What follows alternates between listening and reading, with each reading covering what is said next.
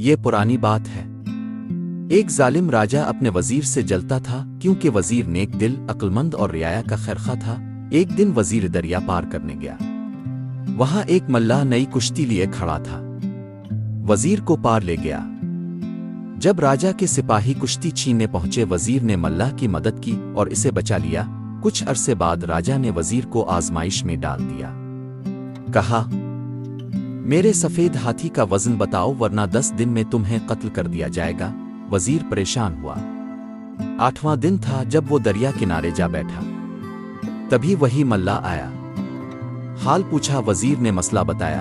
ملاح مسکرایا اور بولا، ہاتھی کو کشتی میں بٹھا کر نشان لگائیں، پھر اتنے پتھر ڈالیں کہ کشتی اتنا ہی ڈوبے۔ پتھروں کا وزن ہی ہاتھی کا وزن ہوگا۔ وزیر کو حل مل گیا۔ اگلے دن ہاتھی کا وزن کر کے راجا کو بتایا۔ راجا حیران رہ گیا۔ پوچھا، یہ ترکیب کہاں سے آئی؟ وزیر نے سچ بتایا۔ راجا کو اپنی غلطی کا احساس ہوا اور بولا، نیکی کبھی ضائع نہیں جاتی۔ تم نے ملاح کی مدد کی، آج اس نے تمہیں بچایا۔ سبق: نیکی کرو اور بھول جاؤ، وقت آنے پر وہ لوٹ کر ضرور آتی ہے۔ اگر آپ ایسی اور کہانیاں سننا چاہتے ہیں تو ویڈیو کو لائک، شیئر اور سبسکرائب کر دیں۔